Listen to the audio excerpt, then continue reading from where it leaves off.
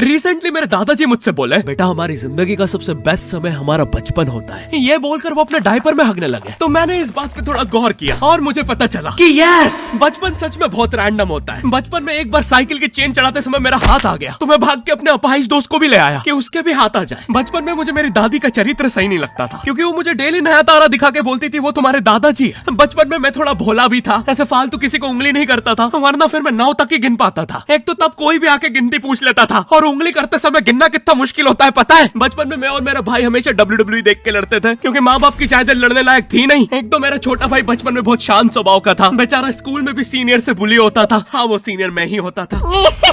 एक बार मुझसे बोलता, भैया डॉक्टर बनना मेरा सपना है। तो मैंने उसे नीट की बुक्स ला दी, तो अब वो उसका पूरा सपना बन गया। अब वो डॉक्टर गेम में भी बीमारी बनता है, और बवासीर पीछे होती है। चिंटू बुक्स नहीं पढ़ रहा है तू? एक बार बेचारा बिस्तर पे गिर के रोने लग गया, तो सब बोलने लग गए कुछ नहीं हुआ, चींटी मर गई, चींटी मर गई। मैं यहाँ सोच रहा हूँ फिर अभी तक हम चींटियों वाले बिस्तर पे क्यों सो रहे थे? हाँ, घर में सबकी पीठ पे ददोड़े हो रखे हैं। हाँ, ये नहीं गिरता तो हमें तो पता ही नहीं चलता बिस्तर पे चींटियां हैं। हम तो सोए जा रहे हैं चींटियों वाले बिस्तर पे। और स्कूल में जब भी ये छोटे भाई पैंट में हक देते हैं, तो बड़े भाई को क्यों बुलाया जाता है? पता है कितनी घनघोर बेइज्जती होती है पूरी क्लास के सामने, और बुलाते भी इतने सस्पेंस है, वो देख के बड़े भाई का हगना निकल जाता है। ऐसे 2 छोटे बच्चे स्लो मोशन में भाग के आ रहे हैं। हाँ, वो उनकी नॉर्मल स्पीड है।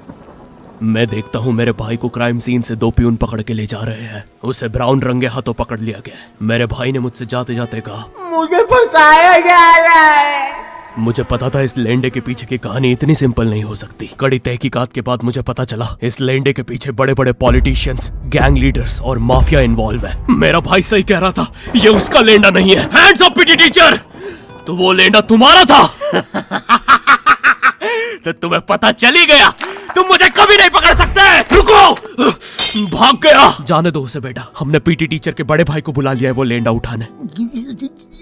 लेंडा आपके नजदीकी सिनेमा घरों में पड़ा होगा तो देख के पैर बन गया। Not your type. आपके अरे अभी भी लेंडा लगा हुआ है। बचपन में बोले जाता था कि तुम जितने दांत तकिए के नीचे रखोगे तुम्हें उतने ही रुपये मिलेंगे। तो मैंने दादी की 32 रख दी, तो मुझे 32 रुपए मिले। वो 32 7,000 की थी। जो पिटा हूं मैं घर पे, साली स्कैमर दांतों वाली परी चांदी का दांत ले जाके 1 रुपया देती है। दांतों से याद है, बचपन में सब सूखा बॉर्नविटा खाते हैं क्योंकि दांत दूध के होते हैं। ठीक है, ये वाला जोक हटा दूंगा। बचपन में मुझे चुड़ैलों से बहुत डर लगता था। एक बार मुझे चुड़ैल के पैर के निशान दिखे तो मैं उल्टा भागा, पर फिर मैं चुड़ैल के ही घर में आ गया। हाँ, मैं पट्टी में भूल गया था उसके पैर उल्टे होते हैं। तो फिर मैंने सोचा इसका पीछे से सर फोड़ देता हूँ। सर फोड़ने गया तो वो उसका मुंह निकला। फिर से भूल गया कि साली चुड़ैलों के बाल भी मुंह पे होते हैं। आदमी को पता चले तो चले कैसे। जब मैं छोटा था नींद में बिस्तर भी बहुत गीला करता था। मेरी मम्मी हमेशा गुस्सा करती थी कि सोने से पहले सुसु किया कर। अब उन्हें कैसे बताऊं, फिर गीले बिस्तर में मुझे नींद नहीं आती। बचपन में मुझे गुस्सा भी बहुत आता था, तो मेरी मम्मी ने मुझे एक रेड स्टोन की अंगूठी पहना दी। और सरप्राइजिंगली उससे मेरा गुस्सा इतनी जल्दी उतरने लग गया, क्योंकि अब मैं जब अंगूठी पहन के लोगों को पीटता था तो गुस्सा इतनी जल्दी शांत होता था। वैसे ये अंगूठी मुझे एक बाबा जी के आश्रम से मिली थी। जब मैं वो आश्रम में गया था, वहाँ एक बहुत ही हॉट सी बंदी मुझे देख के बार बार स्माइल करे जा रही थी। तो मैंने भी मौके पे चौका मारा और जल्दी से अपना नंबर पेपर पे लिख के उसकी तरफ फेंक दिया। वो बंदी ने भी बड़े प्यार से मेरा नंबर उठाया और खा लिया। अरे भाई, उसको भूत लगे, वो तब से सबको स्माइल दे रही है। हम भी सुबह से नंबर फेंक रहे हैं, अभी तक 2 किलो पेपर खा गई है। अब तुम्हें भी ऐसे रैंडम भूतों या स्ट्रेंजर्स पास नंबर ना फेंकना पड़े प्यार के लिए, इसलिए आओ हैपन पे चले। यहाँ तुम्हें मिलते हैं तुम्हारे कॉमन इंटरेस्ट के लोग।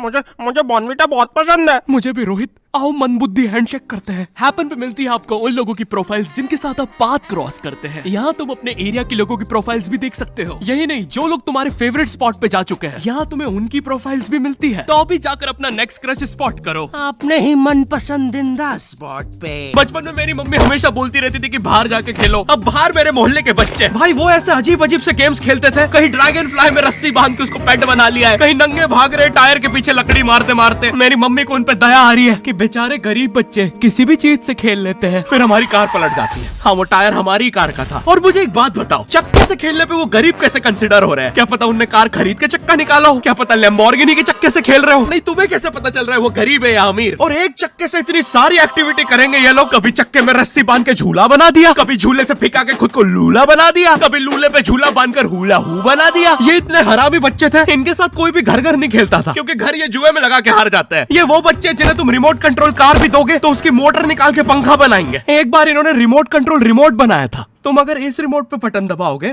तो इस रिमोट पे बटन दबेगी, बस।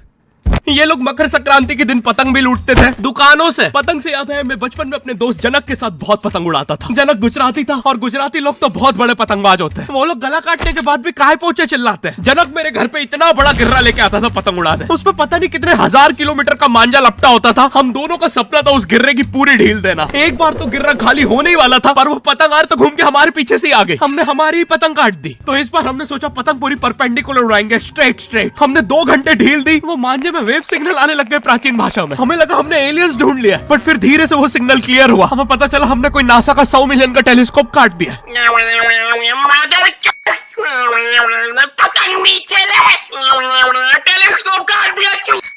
नासा का टेलीस्कोप जैसे ही नीचे गिरा बच्चों से पहले विसरो ने लूट लिया। बहुत वियर्ड था, इतने सारे बुड्ढे छत कूद के भाग रहे थे। एक तो जनक के मांझे में इतनी सारी गठाने होती थी, वो मांझा इतना भारी हो जाता था। हम चौथे माले से पतंग उड़ा रहे हैं, वो दूसरे माले पे उड़ रही है। बचपन में बोला जाता है किसी भी स्ट्रेंजर से बात नहीं करते, तो फिर मैं इशारे करता था। तो फिर दादी मेरे चरित्र पे सवाल उठाती थी। दादी से याद है पुराने जमाने में एंटरटेनमेंट के लिए कुछ होता नहीं था, तो लोग 7-7, 8-8 बच्चे पैदा कर लेते थे ताकि उन्हें जायदाद पे लड़ता देख मजे ले सके। मेरे पापा के 5 भाई और 4 बहनें हैं, टोटल 9 बच्चे। मेरी दादी ने जिंदगी के 9 साल बस बच्चे दिए। दादी ने 9 साल तक पेट में इतनी लातें खाई है, उनके अंदर से एब्स आ गए थे। मेरी दादी लिटरली अंदर से टूट चुकी थी। उनका इतनी बार ऑपरेशन हो रखा है, उनको डॉक्टर ने टाकों की जगह चेन लगा दी थी। भाई आज के जमाने में तो इतने बच्चे कोई पैदा नहीं करता, उल्टा अबॉर्शन करवा लेते हैं। और यस मैं अबॉर्शन बोलूंगा क्योंकि मुझे जेल नहीं जाना। एक तो इंडिया में भी अबॉर्शन करवाना लीगल है, लेकिन बच्चे का जेंडर जानना इलीगल है। मतलब तुम मार तो सकते हो लेकिन किसे मार रहे हो ये पता नहीं कर सकते। तो देखो अब रिस्क कितना बढ़ गया है। क्या पता अंदर शेर बैठा हो या कोई बड़ा गैंगस्टर, क्योंकि तुम्हें तो पता नहीं है तुम किसकी सुपारी दे रहे हो। क्या पता वो अंदर बंदे लेके बैठा हो। बचपन में सबके मम्मी पापा डराते हैं मस्ती मत करो वरना बोर्डिंग स्कूल भेज देंगे। और मुझे बोर्डिंग स्कूल से इसलिए डर नहीं लगता था कि मैं वहां जाके अपनी फैमिली से दूर हो जाऊंगा। मुझे बोर्डिंग स्कूल से इसलिए डर लगता था क्योंकि वहां पे वो बड़े दांतों वाला ईशान अवस्थी होता है। मैंने पहली बार जब तारे जमीन का ट्रेलर देखा था तो उसमें वो पागल बच्चे ने आतंक मचा रखा था। फिर मैंने मूवी का नाम पढ़ा तारे जमीन पे। मुझे लगा बिछाए होंगे इस पागल को पकड़ने के लिए, शॉक वॉक देना होगा तारों से। इसके तो दांत भी इतने बड़े हैं, सारी तारे काट देता होगा। मुझे ट्रेलर देख के लगा कोई एक्शन मूवी है, आमिर खान जोकर बना हुआ है। मुझे लगा यही तारों का जाल बना के पकड़ेगा पागल को। हाँ ट्रेलर देख के तुम्हें क्या ही समझ में आएगा। एक शॉट में आमिर खान बोल रहा है आपके बच्चे को डिसलेक्सिया है, फिर अगले ही शॉट में जोकर बन के बड़ा मछलियां उड़ती क्यों नहीं। फिर मुझे लगा ये शायद अपने माँ बाप को बोल रहा था। और दया तो मुझे उस लंगड़े बच्चे पे आती है जिसके बगल में ईशान अवस्थी को बिठा दिया था। वो बेचारा उठ के भाग भी नहीं सकता। और मैंने तो सुना था बोर्डिंग स्कूल में बस नॉटी बच्चे जाते हैं, तो फिर इस बेचारे गाय से बच्चे को क्यों यहाँ भेज के रखा है। कहीं ऐसा तो नहीं इसके पहले पैर थे और ये बहुत मस्ती करता था तो माँ बाप ने पैर तोड़ के इधर भेज दिया। बस भाई मेरा हो गया है आज का। अगर तुम्हें वीडियो पसंद आई तो यार लाइक मारो,